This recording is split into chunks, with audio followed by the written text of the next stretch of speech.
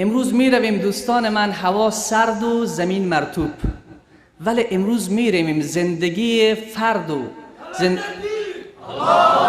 زندگی شخص را مورد مطالعه قرار می دهیم که تمام زندگیش پر از عشق بود، تمام زندگیش پر از محبت بود. اون شخصیت کی هست؟ اون شخصیت که قرار است درباره‌اش امروز صحبت بکنیم و خدایی که محمد را به رسالت فرستاد. همه در طلب جنت هستند ولی بهشت در طلب اون شخص است. همه شوق جنت دارند، جنت شوق دیدار اون را دارد.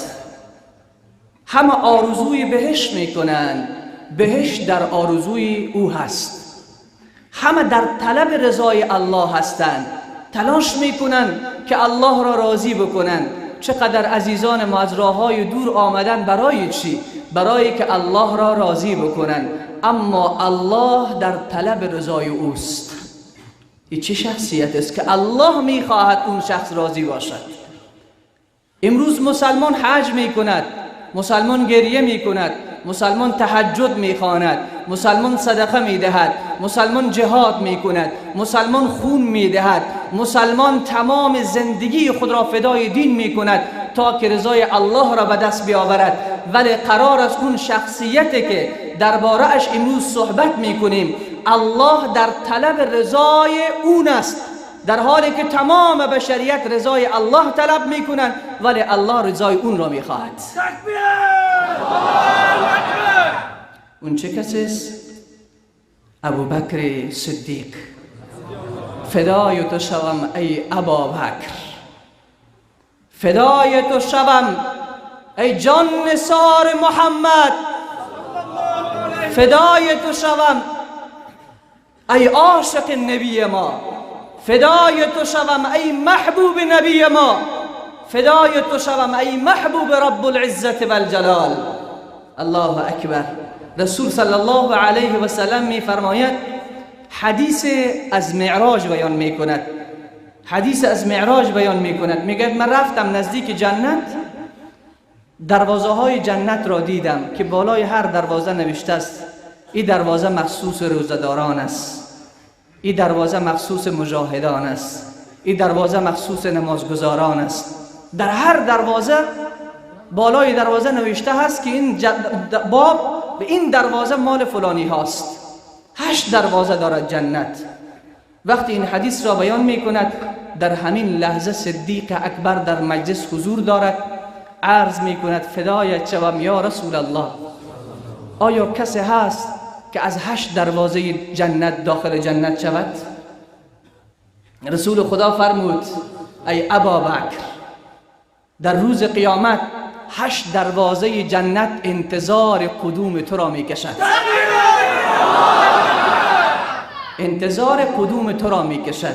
عزیز من، بیاییم که این شخصیت را بشناسیم. کسانی که این شخصیت را می شناسند محبت این را در دل خود جا بدهند و حرکت کنند، مسیر این شخصیت را تعقیب بکنند به خدایی که محمد را به رسالت فرستاد. ما هم دنبال رو صدیق اکبر خواهیم شد. اسمش عبدالله است، اسم ابوبکر عبدالله است، کنیه ابوبکر است. کلان قبیله بود، به همین خاطر می گفتند ابوبکر. لقب دارد به نام صدیق چون راستگوست و در تمام زندگی خود یک بار هم دروغ نگفته و هر وقت که از نبی ما چیزی را میشنید بدون وقفه و درنگ تصدیق میکرد. به همین خاطر او را صدیق میگویند. و یک لقب دیگر به نام عتیق دارد، یعنی مردی که آتش جهنم از آتش جهنم نجات پیدا کرده، مردی که آزاد شده از آتش جهنم و آتش جهنم او را مساس نمی کند. پدرش اسمش عثمان است، مادرش ام خیر سلمان هم دارد. این شخصیت معرفی کوتاهش همین است. می رویم داستان دعوت صدیق اکبر و داستان ایمان و محبت صدیق اکبر به نبی ما و جایگاه صدیق اکبر در اسلام را خدمت شما عزیزان عرض کنم. دوستان من، برمیگردد قضیه ایمان صدیق اکبر رضی الله تعالی عنه پیش از بعثت، پیش از این که رسول صلی الله علیه و سلم به پیامبری مبعوث شود، صدیق اکبر حرکت میکند به سرزمین یمن، به خاطر تجارت میرود به سرزمین یمن. در مسیر راه عالم نصرانی با صدیق اکبر روبرو میشود. وقتی به حضرت ابوبکر صدیق نگاه میکند، خیره خیره نگاه میکند. هنوز اسلام نیست، هنوز پیامبر ما صلی الله علیه و سلم مبعوث نشده. وقتی عالم نصرانی به صدیق اکبر نگاه میکند، برش میگه ای مرد تو از اهل حرم نیستی؟ ابوبکر صدیق میگوید بله من از اهل حرمم، از اهل مکه هستم. بعد میگه تو قریشی نیستی؟ ابوبکر صدیق میگه بله من قریشی هستم. بعد میفرماید تو از قبیله تیم نیستی؟ میگه بله من از قبیله تیمم. صدیق اکبر حیران میماند که این مرد کیست که تمام مشخصات مرا بیان میکند. بعد رو میکند به صدیق اکبر رضی الله تعالی عنه، میگوید دامن خود را بلند بزن که من شکم تو را ببینم. صدیق اکبر میگه به خاطر چی؟ میگه یک علامه باقی مانده، بعد برایت میگویم. صدیق اکبر میگوید قسم به پروردگار عالم که من دامن خود را بالا نمیزنم تا ندانم برای چی. این عالم نصرانی میگوید من در کتاب انجیل و تورات و کتابهای سابق مطالعه کردم و دیدم که پیامبر آخر الزمان محمد عربی، یک بار با آواز بلند، صلی الله علیه و سلم در عربستان در مکه مبعوث می شود به پیامبری و در کنار او مردی است که چهره سفید دارد، چهره لاغر دارد، بدن لاغر دارد. یار و مددگار او در این رسالت و در این دعوت در کنار محمد اون می باشد. و من در سیمایتون نشانه آن را می بینم. صدیق اکبر دامن را بالا می زند، می گوید نشانی دیگرش همین است که بالای نافش یک خال دارد. وقت دامن را بالا می زند می قسم به پروردگار که اون تو هستی. بعد می گوید با حذر باش که اگر اون پیامبر مبعوث شد اولین فرد باشی که باید به اون بیعت بکنی. صدیق اکبر سراسیمه برمیگردد به خانه، سراسیمه برمیگردد به مکه.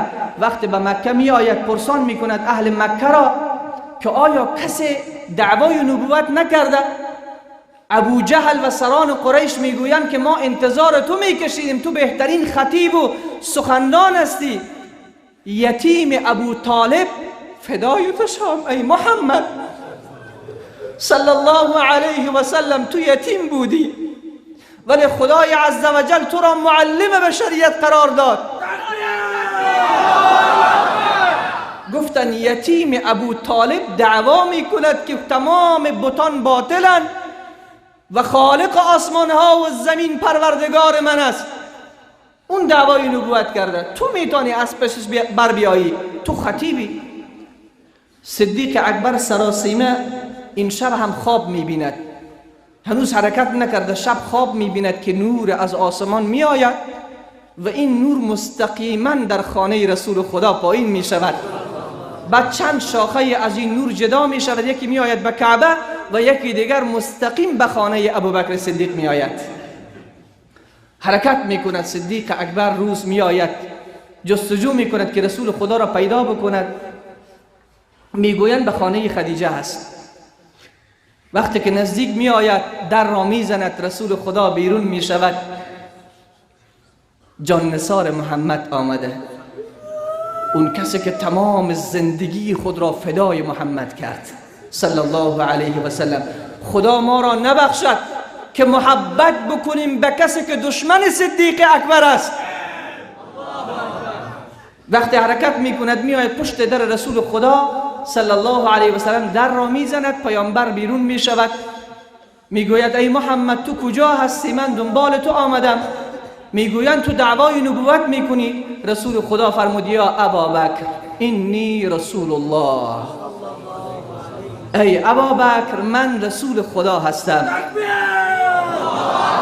صدیق اکبر میگوید برای رسالت خود چه دلیلی داری که من بپذیرم؟ رسول خدا میفرماید دلیل من همان شیخ یمنی است که در این سفر با اون ملاقات کردی. صدیق اکبر میگه من بسیار مردم را در یمن دیدم، مقصود شما، منظور شما کدام شیخ است؟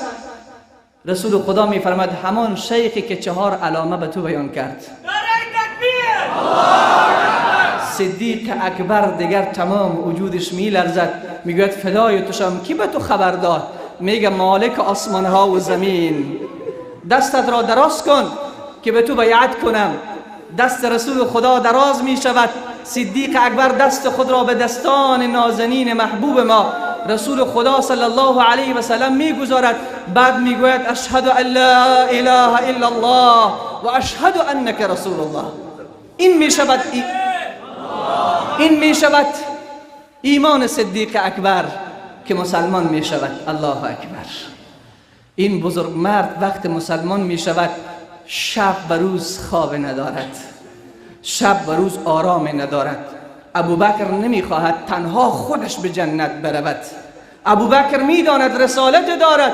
ابوبکر می داند وظیفه از جانب پروردگار معول شده. به ابوبکر که نباید کوتاهی بکند. شروع می کند می رود به دوستا و عزیزایی که داره دستشان را می گیره، میگه بیاین به سوی اسلام، بیاین به سوی دین محمد صلی الله علیه و سلم. امروز از این قصه ها حصه باید گرفت. جوان من، اگر دوست داری، اگر عزیز داری، اگر کسی که یارت است، رفیقت است، دستش را بگیر. مثل ابوبکر باید زندگی کنی، مثل ابوبکر باید دعوت بکنی، مثل ابوبکر باید جان نثار باشی، مثل ابوبکر خود را فدای رسول الله بکنی، مثل ابوبکر محبت پیامبر در قلبت موج بزند. 39 نفر می شود مسلمان ها.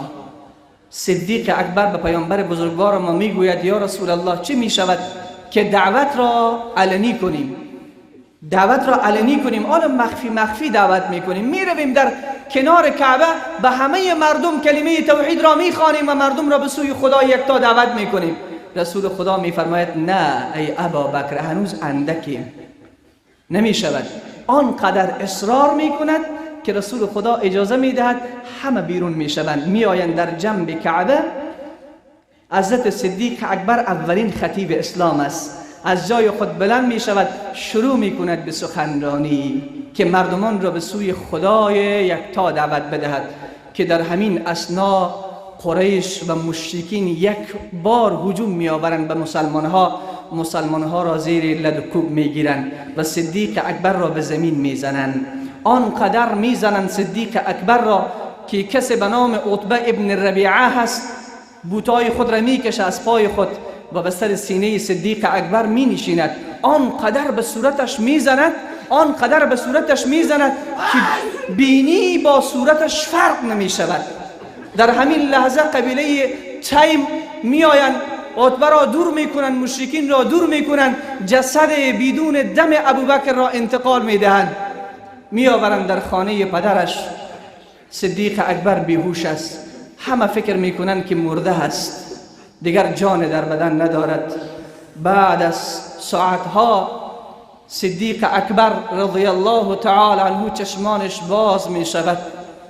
اولین سخنی که از زبانش کنده می شود، وقتی چشمش باز می شود، اولین سخنی که از زبانش کنده می شود می گوید محبوب من رسول الله در چه حال است؟ محبوب من رسول الله در چه حال است؟ تمام اهل خانواده ملامتش میکنن که تو به خاطر اون به این روز افتادی، هنوز از اون حرف میزنی. میگه به خدایی که محمد را به رسالت فرستاد، نه لقمه نان میخورم نه آب مینوشم تا جمال رسول الله را نبینم. میگوین ما او را ندیدیم که کجا هست. میگوین برو پیش دختر خطاب بروین، اون را گرفته بیاورین. وقت دختر خطاب را میآورن، میپرسد که رسول خدا کجا هست، خبر داری؟ میگوید مادرت اینجا استاد است، من راز را افشا نمی کنم. فدای اون شیر زنان تاریخ شوم که تمام روز شبها زندگی خود را در کف دست خود گذاشته بودند و از مولای ما محمد دفاع می کردند. میگوید مادرت است، میگه اشکال نداره بگو. میگه در فلانی جا قرار دارد، خانه ارقم ابن ارقم است. همین که هوا تاریکتر و تاریکتر می شود، صدیق اکبر به کمک 2 نفر حرکت میکنند، مادرش و دختر خطاب حرکت میکنند، میآیند پشت دروازه ارقم. از داخل صدا میآید که کیستی؟ میگوید دلسوخته محمد است. صدیق اکبر آمده، وقت در را باز میکنند، رسول خدا صدیق اکبر را میبیند، از جای خود بلند میشود، او را در آغوش میگیرد و تمام اصحاب از جای خود بلند میشود، صدیق اکبر را در آغوش میگیرند. صدیق اکبر به رسول خدا نگاه میکند، میبیند که رخسار رسول خدا آسیبی ندیده، پیامبر صحیح و سالم است. میگوید یا رسول الله فدایت شوم، اگر چند بار ابوبکر بمیرد و زنده شود باک نیست، ولی به محبوب من باید ضرر نرسد. ای عاشقان دنیا، ای محبوبان دنیا، ای کسانی که دنبال عشق زنان هستین و دنبال عشق دختران هستین و دعوا میکنین ما عشق داریم، در راه معشوق خود جان میدهیم، بیاییم که محبت را از صدیق اکبر باید آموخت که چه اندازه به نبی ما محبت دارد. زمان هجرت فرا میرسد. من این را مفصل صحبت کردم، فقط یک بخشش را میگویم. من این را میخواهم ثابت بکنم که صدیق اکبر رضی الله تعالی عنه کسی است که تمام زندگیش فدای محمد بود، خانواده‌اش فدای محمد بود، تمام صحتش فدای رسول الله صلی الله علیه و سلم بود. ای کسانی که امروز دعوای محبت صدیق اکبر میکنین، باید اگر دعوا میکنین علامه محبت به صدیق اکبر محبت به رسول خدا صلی الله علیه و سلم است. این داستان مفصل سرش صحبت شده، دیگر حرف نمیزنم، فقط یک بخشش. همون لحظه ای که حرکت میکنن میآیند به دهن غار ثور، به دهن غار ثور میآیند، رسول صلی الله علیه و سلم در سفر هجرت، مشرکین، کفار، سفاکان تشنه خون رسول خدا هستند. اونها هم حرکت کردن از پشت سر، اونها حرکت کردن از پشت سر که رسول خدا را تعقیب بکنن، ولی پیامبر با یار غارش می آید در کنار غار ثور. همون جا که در کنار غار می نشیند، صدیق اکبر می گوید یا رسول الله شما داخل غار نشوید که من بروم غار را آماده کنم.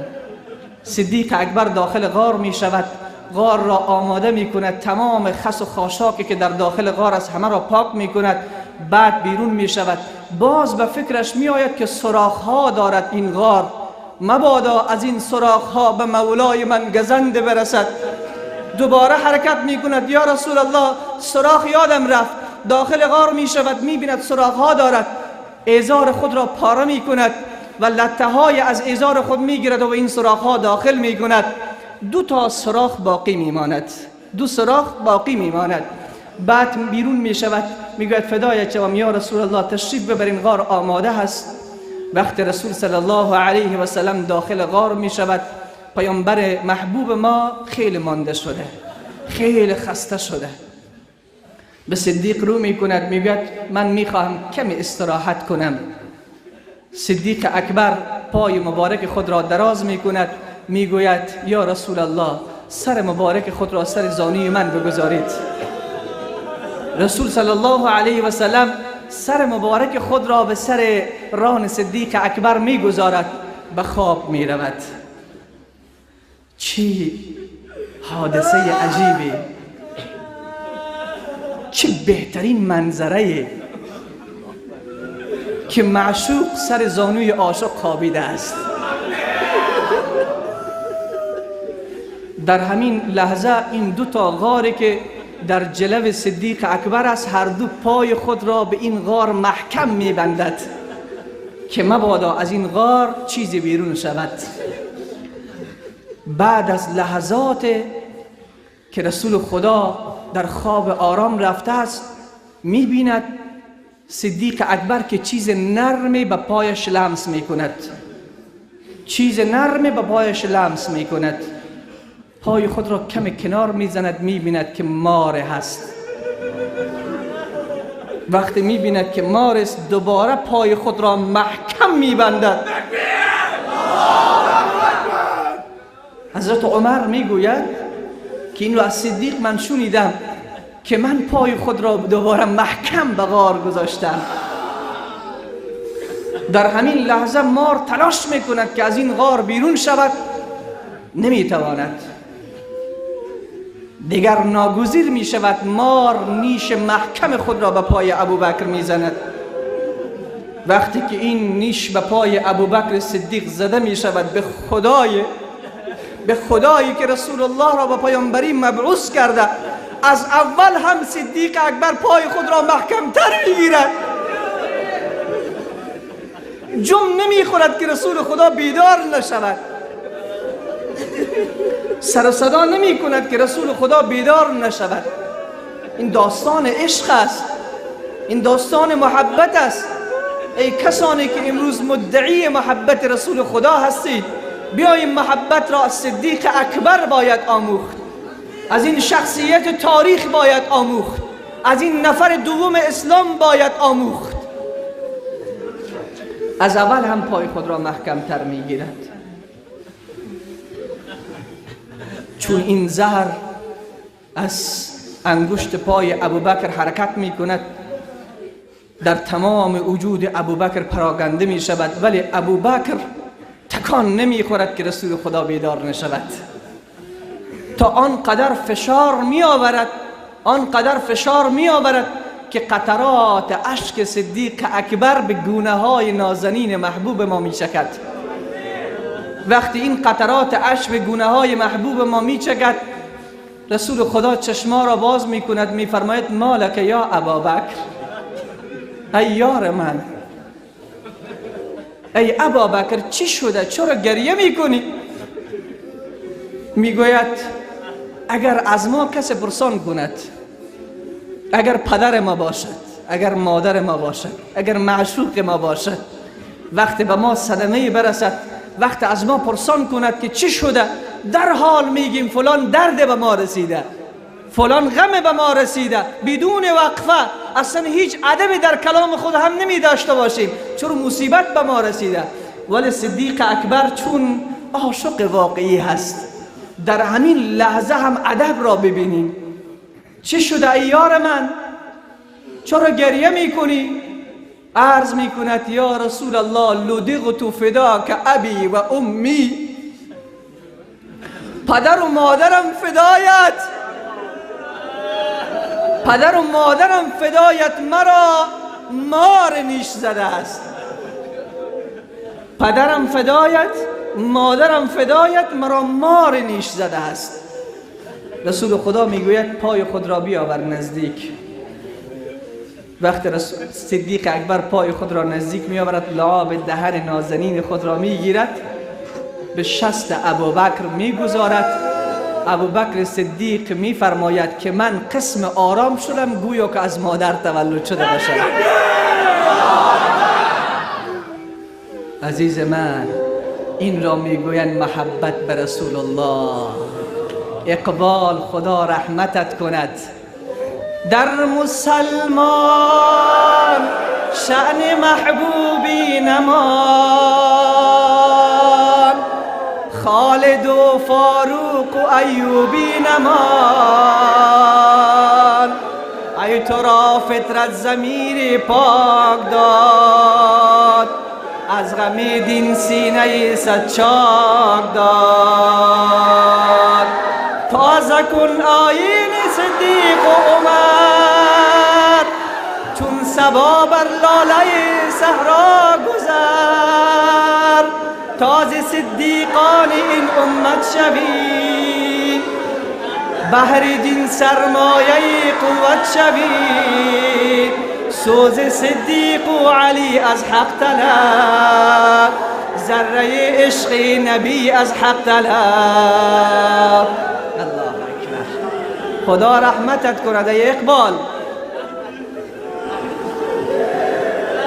عزیزان من، دوستان من، شما همه عاشقان محمد هستید صلی الله علیه و سلم، ولی بیاییم مثل صدیق اکبر محبوب خود را دوست داشته باشیم، مثل صدیق اکبر محبت بکنیم به رسول خود صلی الله علیه و سلم. حضرت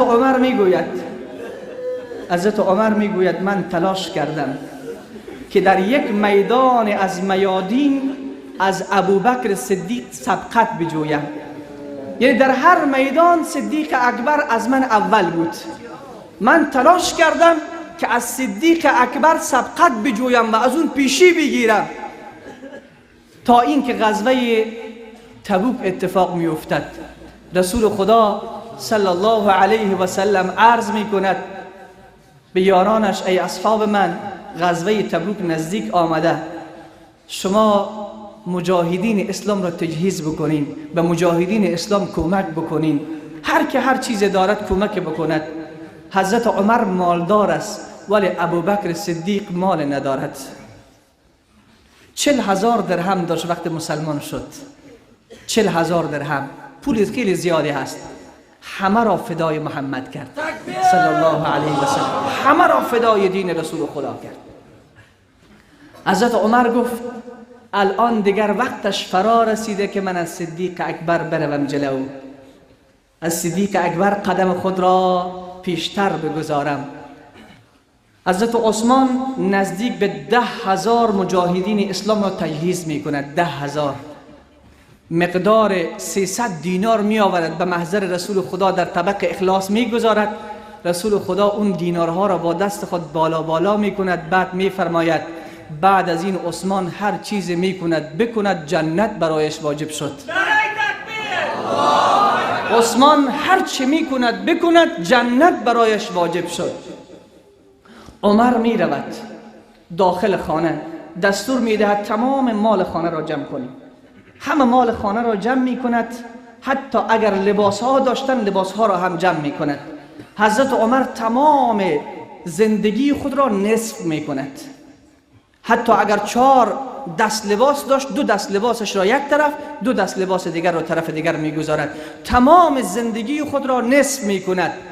بعد می آید به محضر رسول خدا صلی الله علیه و سلم،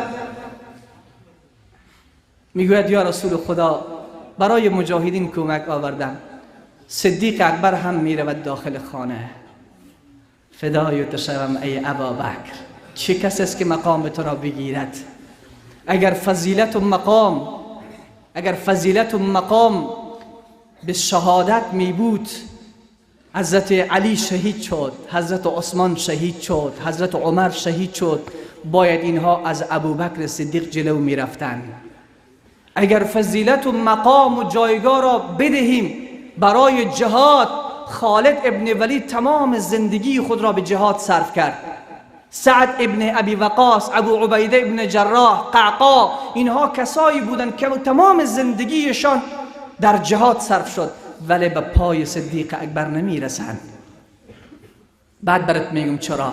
اگر بدهیم فضیلت و مقام و جایگاه را برای فقر و بیچارگی، بلال خیلی فقیر بود، ابو هریره خیلی فقیر بود، صهیب رومی خیلی فقیر بود، ولی به ابوبکر صدیق نمی رسند. اگر مقام و جایگاه را به تکلیف و رنج و زحمت در راه خدا بدهیم، آل یاسر از همه زحمت کشیدن، حتی شهید شدن. اولین شهدای اسلام سمیه هست و یاسر است و بلال به سختترین شکنجه ها را دید، ولی به پای ابوبکر نمی رسد. الله اکبر. این شخصیت را بشناس عزیز من.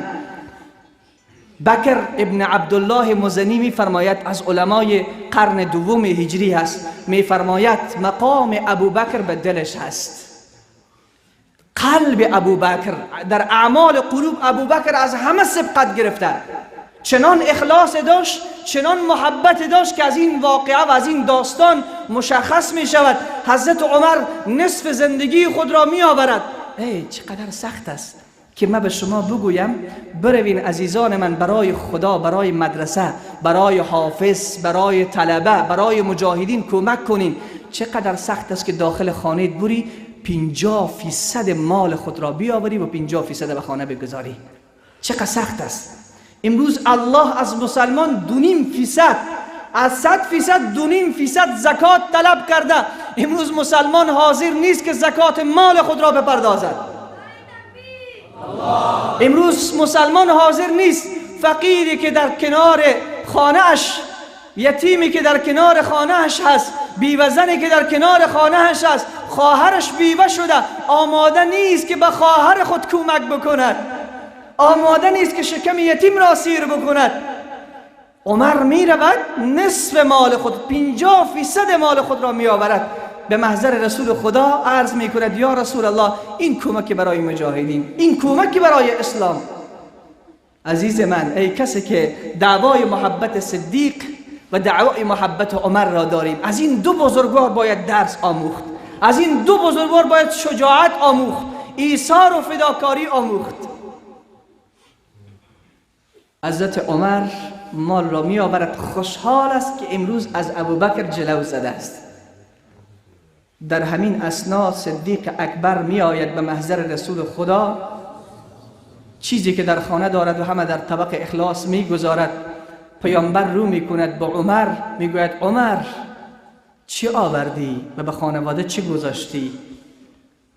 ما ابقیت لأهلک، برای اهل خانواده چی گذاشتی؟ فقلت مثله. حضرت عمر رضی الله تعالی عنه عرض می کند یا رسول الله، با آواز بلند صلی الله علیه و سلم، یا رسول الله نصفش را آوردم، نصف دیگر به خانواده خود گذاشتم. بعد رسول خدا رو می کند به ابوبکر صدیق، ای یار من، ای محبوب من، ما ابقیت لأهلک، برای خانواده خود چی را گذاشتی؟ این دیگر صدیق است. میگوید ترکت الله و رسوله، یا رسول الله تمام زندگی خود را آوردم، حتی لباس بدنش را کشیده بود به محضر رسول خدا تقدیم کرد. یا رسول الله در خانه الله را ماندم و رسول الله را ماندم. حضرت عایشه میگوید یک بار دیدم پدرم داخل خانه شد، تمام اموال خانه را جمع کرد، دیوارها را میپالید، سوراخ دیوار را میپالید. برش گفتم پدر جان چی را میپالی؟ گفت که رسول خدا کمک طلب کرده است. من تمام خانه را جمع کردم، در این سوراخ‌های دیوار میبینم چیزی نمانده باشد که همه را فدای محبوب خود کنم. می آید به محضر رسول خدا، یا رسول الله در خانه فقط الله و رسول مانده شد، دیگر چیزی نمانده. عمر میگوید در جا خوردم، بعد رو کردم به ابوبکر صدیق، گفتم با تو نمی شود، با تو نمی شود، با ابوبکر نمی شود در هیچ میدان مسابقات. حضرت صدیق اکبر بعد از این حادثه دیگر چیزی ندارد، حتی لباس بدنش را کشیده، یک دانه شال را گرفته، تکمه نداشت، چند تا خار را گرفته به جای تکمه در لباس خود تکمه درست کرده. عزیز من، این شخصیت را بشناس، این محبوب خود را بشناس، این محبوب مولای خود را بشناس. در همین لحظه تشریف می آورد به محضر حضرت رسول خدا صلی الله علیه و سلم که در جای تکمه خار را در لباس خود بند کرده که بدنش برهنه نشود. که در همین اثنا امین وحی جبریل امین از آسمان ها می آید، از آسمان ها می آید، همین که به محضر رسول خدا تشریف می آورد، می گوید یا رسول الله. اینجا دیگر سخت از گفتنش. عرض می کند یا رسول الله من از جانب خالق آسمان ها و زمین آمدم، من از جانب احکم الحاکمین و اعدل العادلین ارحم الراحمین آمدم. ای رسول الله، پروردگارم میپرسد که چرا ابوبکر صدیق در جای تکمه از خار کار گرفته است؟ رسول خدا عرض میکند صدیق اکبر همه مال خود را فدای اسلام کرده است، همه مال چیزی ندارد. میگوید یا رسول الله، پروردگار عالم به ابوبکر سلام میرساند و بعد میگوید آیا ابوبکر از الله خود راضی هست؟ الله اکبر. همه در طلب رضای الله هستند، الله در طلب رضای ابوبکر صدیق. میگوید آیا ابوبکر از من الله راضی هست؟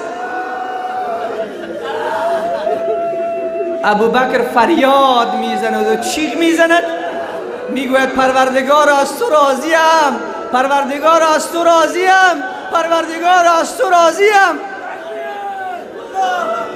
عزیز من، این است محبت صدیق اکبر رضی الله تعالی عنه به رسول الله صلی الله علیه و سلم.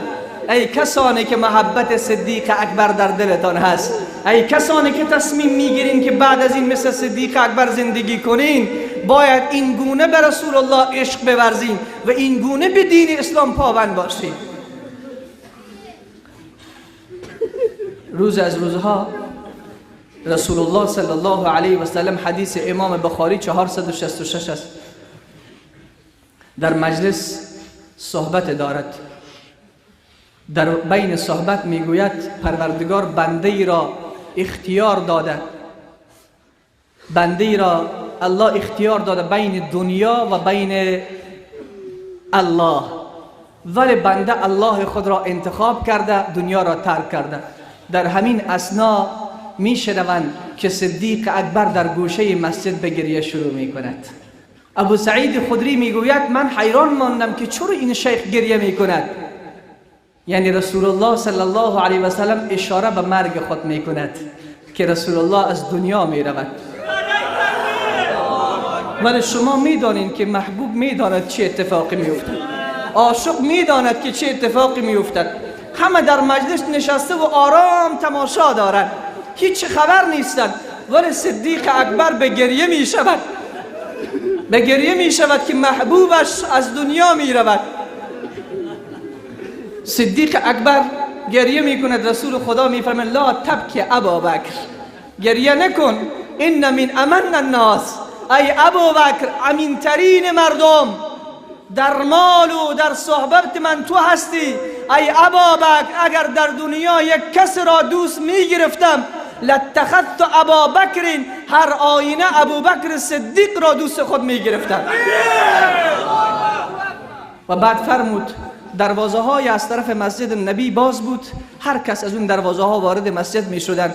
گفت کل دروازه ها را ببندین غیر از دروازه ابوبکر صدیق، تمام دروازه ها را ببندین غیر از دروازه ابوبکر صدیق. یک روز رسول صلی الله علیه و سلم در جمع اصحاب نشسته است، میگوید چه کسی است که امروز روزه گرفته باشد؟ صدیق اکبر از جای خود بلند شد، یا رسول الله من امروز روزه هستم. بعد نشست، باز رسول خدا فرمود چه کسی است که امروز صدقه در راه خدا داده باشد؟ باز صدیق اکبر از جای خود بلند شد، یا رسول الله من امروز صدقه دادم. باز در جای خود نشست، بعد رسول خدا فرمود چه کسی است که امروز به جنازه مسلمان اشتراک کرده باشد؟ صدیق اکبر از جای خود بلند شد گفت من یا رسول الله. بعد نشست، باز رسول صلی الله علیه و سلم عرض کرد چه کسی است که امروز مسکین را طعام داده باشد؟ صدیق اکبر از جای خود بلند شد گفت یا رسول الله من. پیامبر فرمود هر کسی این 4 کار را کرده جنت برایش واجب شد. عزیز من، از هیچ کار خیر کوتاهی نمیکرد، از هیچ کار خیر کوتاهی نمیکرد. هر جایی که میدانست الله را راضی میکند، در هر جایی که میدانست رسول الله صلی الله علیه و سلم راضی میشود، اون کار را انجام میداد. روز از روزها در جمع اصحاب نشسته بودند، هر کسی چیزی میگفت. حضرت عمر گفت من 3 تا چیز از دنیا دوست دارم، علی گفت من 3 تا چیز از دنیا دوست دارم، عثمان هم گفت 3 تا چیز از دنیا دوست دارم. هر کدامش تشریحات میدادن. نوبت رسید به صدیق اکبر رضی الله تعالی عنه، عرض کرد من 3 تا چیز از دنیای شما دوست دارم. گفتم که چه چیز است و 3 تا چیز؟ الله اکبر. این را میگن محبوب، این را میگن عاشق، این را میگن مطیع، این را میگن فرمان بردار، این را میگن سر در کف، این را میگن جان نثار.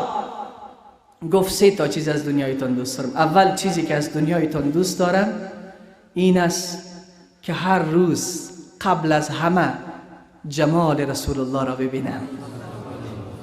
میگه خانهش دورتر از مسجد النبی بود، وقت حرکت میکرد شب که پیش از نماز صبح میامد پشت در مسجد النبی انتظار میکشید که رسول خدا از حجره بیرون شود، اولین کسی که رسول الله را ببیند من باشم. اول چیزی که از دنیایتان دوست دارم این که چشمان من جمال رسول الله را ببیند. دوم چیزی که از دنیایتان دوست دارم تمام مال که دارم فدای رسول الله.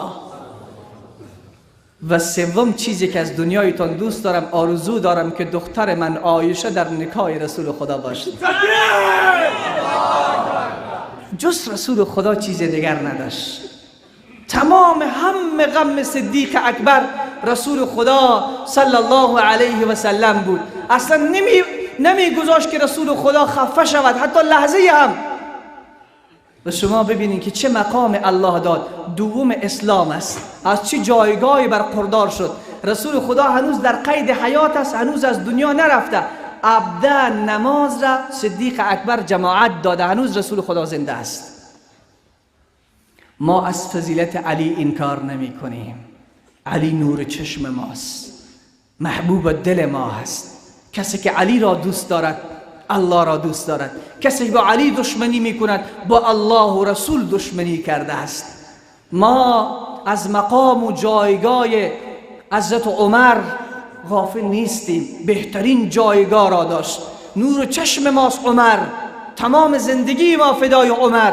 و از مقام و جایگاه عثمان هم چشم پوشی نمی کنیم. بهترین جایگاه را داشت. 2 تا دختر رسول خدا صلی الله علیه و سلم در نکاح عثمان بود. امام حسین بهترین جایگاه داشت، امام حسن بهترین جایگاه داشت. اما اینها یک طرف، تمام عالم یک طرف، همه اصحاب پیامبر یک طرف، از عمر گرفته تا قیام قیامت تمام مسلمین جهان را اگر ایمانش را بیاورین در یک کفه ترازو بگذارین، ایمان ابوبکر صدیق را در کفه دیگر بگذارین، ایمان کل جهان را بالا میکند. این از صدیق اکبر. ایمان کل جهان را بالا میکند ایمان ابوبکر صدیق. کسی که امام می شود قانون امیست. قانون در فقه ما امیست. کسی که امام می شود امام معظف و مقرر است. اگر یک مفتی، شیخ الحدیث، شیخ الاسلام هم می آید باید پشت همین امام نماز بخواند.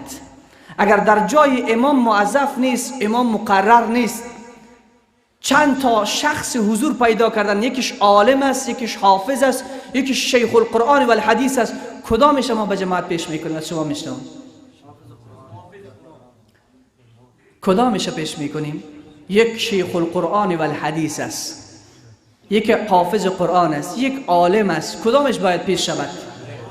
همون که شیخ القرآن و الحدیث است. یعنی از همه عالم بزرگ است. چرا شیخ القرآن و الحدیث از همه عالم بزرگ است، باید این پیش شود. چرا مقدمتر است، هم از لحاظ علم، هم از لحاظ احترام، هم از لحاظ قرآن، هم از لحاظ حدیث، هم تمام فرائض و واجبات و مفسدات نماز را میداند. شما ببینین صدیق اکبر رضی الله تعالی عنه جماعت میداد. این را کی؟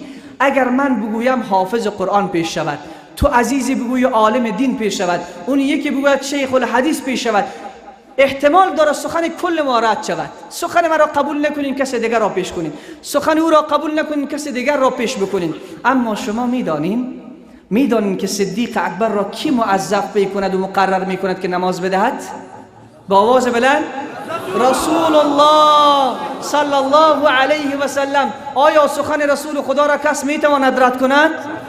نمیتواند کس رد بکند. چرا؟ و ما ینطق عن الهوا این هو الا وحی یوحى. پیامبر یک کلام از خود نمیگفت، هر آنچه میگفت از منبع نور و وحی میگفت. رسول الله صلی الله علیه و سلم در وقتی که مریض است دستور میدهد. هفته قبل هم گفتم، به حضرت عایشه میفرماید ای عایشه به اصحاب من بگو مرو ابابکر فلیصلی بالناس، به ابوبکر صدیق دستور بدهین که پیش نمازی بکند، عمر، عثمان، علی همه پشت اون نماز بخوانند. عزیز من، این جایگاه صدیق اکبر است. فقط چیزی که در اخیر میگویم اون این است که چی کار کرد که صدیق اکبر به این مقام رسید. این مهمتر از هم است. چه کار کرد که صدیق اکبر در این مقام رسید؟ امیدوار که از این لابلای صحبت گرفته باشین. کاری که صدیق اکبر کرد اطاعت از الله و رسول تا آخرین رمق زندگی. نعره تکبیر! ما در دنیا آمدیم برای اینکه چیز شویم. ما در دنیا نامدیم برای اینکه چیز ببریم. مولانا میفرماید مرد 30 سال زحمت کشید، 30 سال تمام زمین خرید، بعد 30 سال دیگر زحمت کشید، کاخ ساخت و قصر ساخت. وقتی روز خواست حرکت کند بیاید داخل کاخ خود نقل مکان بدهد که شهربانی آمد، یعنی شاروالی آمد، برش گفتن که به شما اجازه نیست که اینجا نقل مکان بدهین. گفتن چرا؟ گفت شما قصر خود را سر زمین مردم آباد کردین، زمین شما او زمین است، فراموشش کردین. این قصر که شما ساختین سر زمین مردم است. عزیز من، ما 2 زمین داریم، یکی جسم، دیگر روح. ما تمام زحمت خود را، تمام کاخه ها و قصرهای خود را سر زمین جسم بالا کردیم. برای جسم بهترین تخت، برای جسم بهترین غذا، برای جسم بهترین موتر، برای جسم بهترین لباس، برای جسم بهترین چکر. ولی روح ما ویرانه شده، روح ما نابکار شده. اصلا قصر سر روح خود بالا نکردیم. چیزی که روح ما را آباد می کند محبت الله است. چیزی که روح ما را آباد می کند محبت رسول الله صلی الله علیه و سلم است. چیزی که روح ما را آباد می کند اخلاص است. چیزی که روح ما را آباد می کند در همین سردی زمستان از راه دور داخل مسجد قسمت 4 با پای پیاده، وقت دروازه بسته، دروازه دکان بسته، این همه زحمت و تلاش اینجا آمدین، این روحتان را آباد میکنه. بگو الله اکبر. عزیزان من از این بیشتر وقتتان را نمیگیرم چون وقت هم تیر شد و هوا هم سرد است. الله به هر قدمتان اجر بزرگ نصیبتان بگرداند. الله محبت واقعی خود را و محبت واقعی حبیب خود را در دلهای ما بیاندازد. همه دو زانو بشنشین عزیزان.